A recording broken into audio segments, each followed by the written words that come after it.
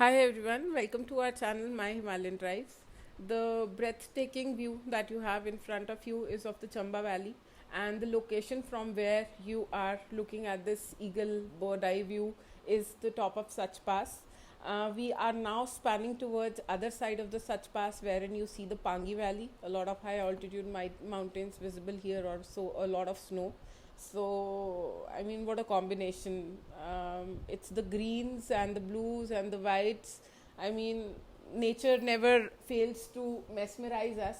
Um, the colors of nature, it's not visible in the plains of India, so it's just the Himalayas and the Shivaliks that gives you this. So it's greens and white snow and the blue sky and the clean air, and there are a few things that are undescribable: the air, the sound of the wind that you get to hear there, you know the silence that's there, the chirping of the birds. And if if you've ever got to have a feel of the mountains, the वो कहते हैं ना, वहाँ का अंधेरा ज़्यादा काला था, मतलब you'll actually see the darkness there, and the silence.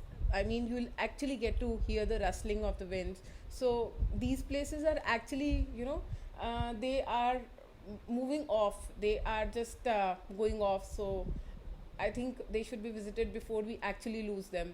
So, just talking about the routes or the ways through which you can go to them, there are basically three ways or three routes, wherein route 2 and 3 are just a combination. So, basically, since as we just spoke, it has Chamba Valley on one side and the Pangi Valley on other side. So, the maths is very simple. You either start from Chamba, descend into Pangi, or you start from Pangi and descend into Chamba. The first route that we'll be talking about is from Chamba Valley. So, it starts from Pathankot, Dalhousie, Tisa, Baragar, Satrundi, and then Sach Pass up until Pathankot. If you're talking to start from Delhi, it would be around 8 hours, easily navigable through Google Maps, a concrete road, and a lot of traffic. Dalhousie up until there as well, it's a lot of traffic because there are it's a famous tourist place. As you start ascending to Tisa and then Baragar and to Satrundi, the traffic would go to a bare minimal. The hard stop here would be for you that whenever you go there should be Tisa and Baragar, because only staying at these two places you will be able to justify your trip to Sach Pass. So Tisa and Baragar are the last places that offer you a staying accommodation, wherein Tisa has only one hotel. Baragar would give you a lot of options in terms of homestays and hotels. It's quite safe since it's Himachal.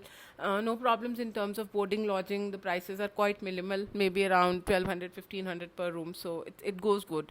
Apart from that, from Baragar to Sach Pass, though it's a drive of only 2 hours, but since we are so photo friendly these days, and trust me, no amount of photos would justify the beauty that lies there. You'd want to get down and click every view. Every side you looked at gives you a different view. It has a different feel. It's the mix of colors of whites and greens, and something I personally love is the blue sky that you don't get to see here. I mean, it's actually blue. The blue color is visible there, so it's quite good. So that's how you'd like to go to route 1. Moving over for route 2 and 3. Route 2 and 3 are basically, we start from the other side of the valley, that is from the Pangi Valley. So if you are starting from route 2, you basically reach Killar. So your hard stop would be Killar. So for route 2, it will be Patni Top, Doda, Kishtawar, and then Killar and Sach Pass. So here Killar would be a hard stop for you, wherein you will get a lot of accommodations. Route 3 as well goes to Killar, just that the route that you follow would be different. Doda, Kishwar, and Killar, so normal concrete road, no problems. Again, minimal traffic. And Killar, again, as I spoke about it, it's a hard stop for you, wherein you will easily get good boarding and lodging. Moving over for route 3 as well, basically your hard stop would be Killar, so you'd want to reach route 3 through Manali, Atal Tunnel, Tandi, Udaipur, and then Killar. Manali, Atal Tunnel, and Tandi, I think they are quite famous these days. The recently built tunnel has, got a lot of attraction from the tourists and a few crime scenes as well. So it has got a quite a importance these days. So I'll not talk much about it. Moving over, I just I'm showing my packing, though it is not minimal, but still I would suggest that we should get down with the minimal requirement. Just keep yourself easy and try and understand, everything that we have is not a necessity, it's a luxury. So try and live into the necessities for a while, and then you will feel the nature. So, and of course, since I'm talking about it, please take care of the trash that you carry. Please carry your bins, and do not put in plastic or whatever you eat there.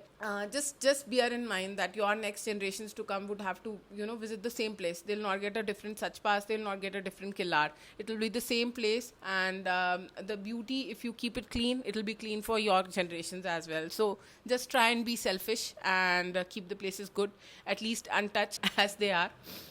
Talking about the best time to visit, the view that you see right now is around 14 to 15 kilometers drive from Beragar, and we are approaching Sach Pass. You'll be able to see a lot of waterfalls, and depending upon the month, the right side view, of course, as highlighted, it's from the month of May, and from the left, it's from the month of October. So depending upon the time, you'll be able to see a lot of waterfalls. The intensity might vary. There might be a few waterfalls that would go dry in the month of October, but the nature will never fail to surprise you. So there is much more on the way in both the options that you see in front of you right now.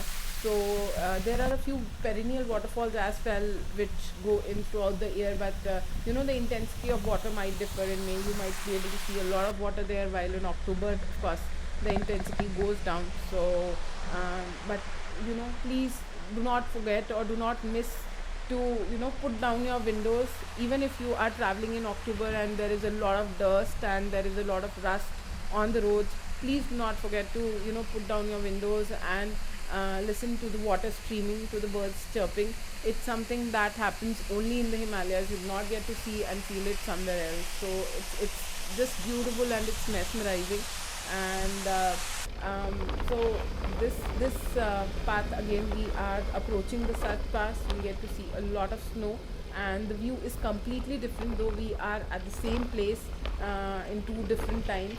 So just try your luck and see what the weather and what the mountains have to offer you.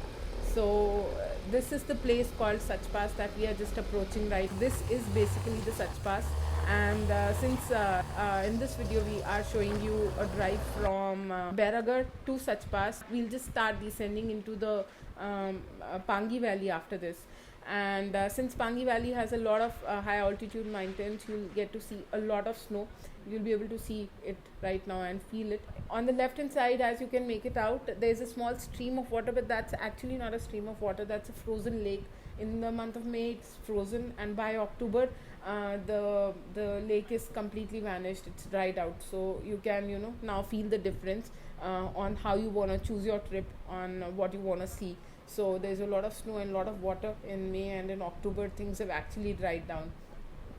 So this is the view as soon as you start descending into the Pangi Valley.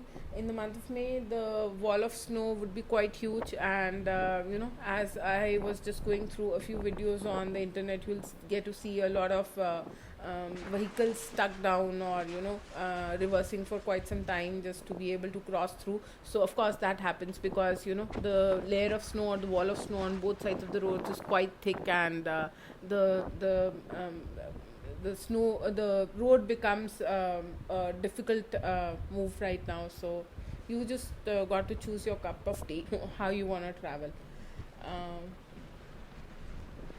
So that's it, and please don't miss the clouds, don't miss the serenity there.